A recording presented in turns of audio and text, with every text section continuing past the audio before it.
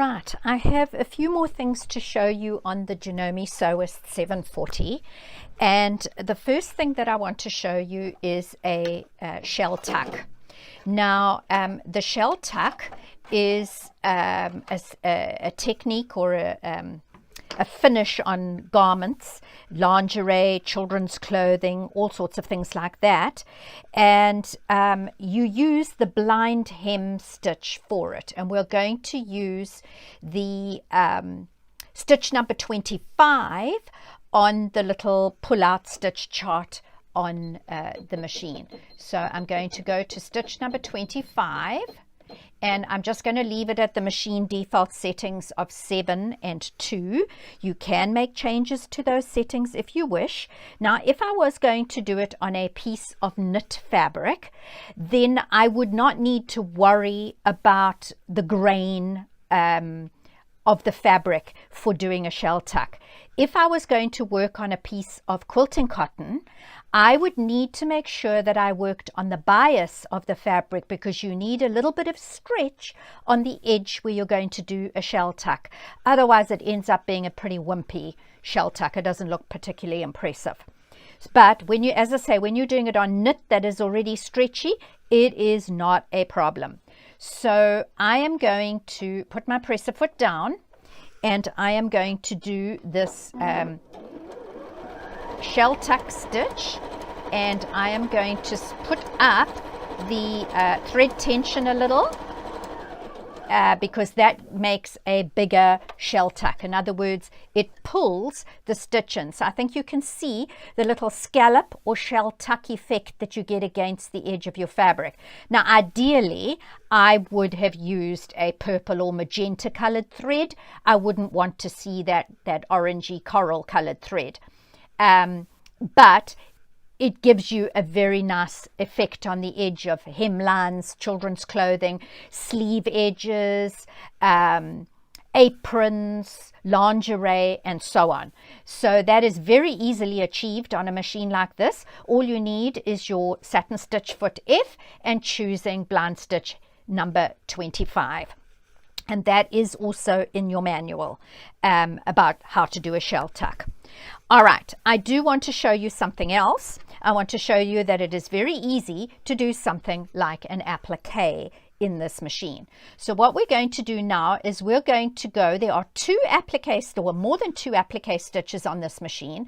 We have stitch number 13 is an applique, and also stitch number 26 is an applique. So I'm going to do just one stitch away from stitch number 25, and you will see that I have a little gap where we put the thread through to the back on this foot, and I like to ride that foot along the edge of my applique, and I do like to start my applique on the straight edge of it. All I did was cut a little piece of fabric, and I spray glued the back of it and stuck it down onto my background fabric.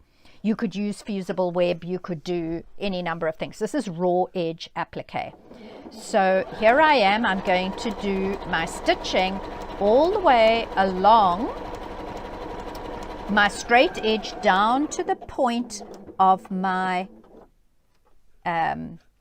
heart, and I'm going to use the needle down button so that when I turn the fabric and pivot to go around the other side of the heart, my needle was in my fabric and I didn't lose my spot. And you do have that needle up down function on the Sewist 740.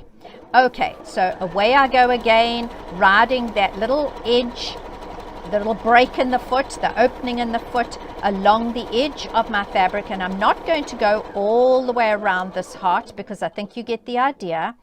And there we have an applique stitch around a heart, and it is really quite pretty. So that is something you can do with this machine. And I have another little project that I'd like to show you, and here I need to actually go back to stitch number 1.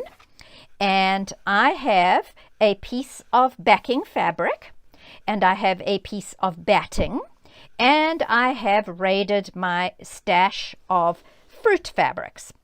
And I'm actually going to get my quilting table, which comes with this machine, because that quilting table is going to be really helpful for me with this bigger project where I want a flat surface. So I'm going to take the accessory box off the machine, and I'm going to put my extension table onto the machine that I showed you in an earlier part of the video. And now I've got a nice work surface for my little quilt-as-you-go project. Now, I have been trying to raid my stash and get rid of an awful lot of fabric that somebody will not have to deal with when I pass the Great Divide. So I'm trying to use up my stash now, not that I'm planning to pass the Great Divide immediately. And I have cut up my fabric into strips and little squares, and I am busy doing quite a lot of what I call stash busting projects. Now, I'm using a straight stitch. You could use a 1/4 inch stitch, and if you wanted to do a 1/4 inch, we would simply move the needle over to the right, a little bit over to the right. This machine doesn't come with a 1/4 inch foot, but your Janome dealer can certainly supply one for you. I'm going to put the presser foot down, and I'm simply going to ride the edge of the foot along the edge of my fabric down to the bottom. And then I'm going to take it off the machine, and I could finger press this if I didn't have an iron, but it's off camera. But I do have a nice hot iron ready there, and so I'm going to press that and make it nice and flat. And I am now going to do exactly the same thing on the other side of my apple fabric. And here we go. This is called Quilt-as-you-go, and it is so easy because I'm actually piecing my little pieces of quilting, strips, blocks, squares, whatever, but I'm also quilting at the same time. So once again, off camera, I'm just going to give it a little press with my nice hot iron.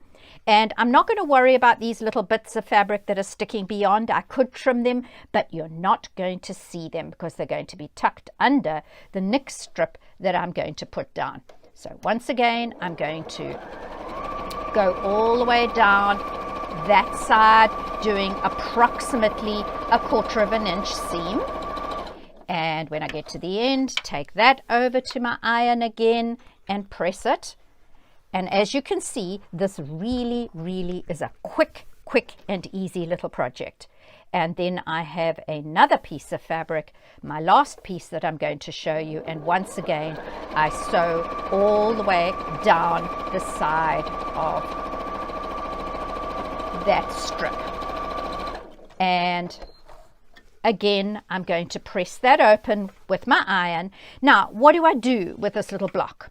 Well, I actually think it looks quite pretty, and it could be used as a small placemat, or I could join it together with others and make a slightly bigger placemat, or I could keep joining them together and I could make a knee rug or a picnic table runner or even a blanket. I may not want fruit on my bed, but you never know. You might want something bright and cheerful on your bed. Obviously, what I would need to do is trim up my block with my rotary cutter and rotary cutting ruler. And I have done that on another block that I did previously. So there it is, already squared up. Now, if I was going to use this as a mug rug, I could bind the edge with quilt binding. Personally, I'm not fond of that. I'm not a fan, because when you put the binding on the edge, it makes quite a ridge. And if you put a coffee mug or a wine glass down on this mug rug or coaster, it sometimes can topple over. A friend of mine actually had that happen in my house, and she was terribly embarrassed. So what I like to do is take a yarn, and in this instance I would take something like a green or a yellow yarn, and I would butt it up against the edge of my fabric, and I would then put the machine onto a zigzag, make my zigzag fairly wide so that it would zig into my fabric and zag off the edge of my yarn, and then effectively it couches the yarn up against the edge of my little mug rug. And I go all the way around. Sometimes I go around with a second round of zigzag stitches to make sure everything is caught on the top and on the back. And I will show you what the back looks like. There it is, already quilted. You don't have to do anything more to this little project. So we've gone through a whistle-stop tour of features and feet and hints and tips that you can use with the Sewist 740, whether it is a brand new purchase that you have recently made or whether it is a machine that you're thinking of doing. And I hope that I've inspired you to get sewing and have an awful lot of fun with your machine. I did want to point out that we have a blog called Janome Life, and you can access that by either going to the janome.ca website and then click the blog tab, and you will then find Janome Life. There is also a French blog called V Janome. And we have got so much information on that blog. Just put whatever you're looking for in the search box and up will come all the posts that we've done on that topic. And then we also have made, very especially for you, we have made Pinterest boards on our Janome Canada Pinterest page.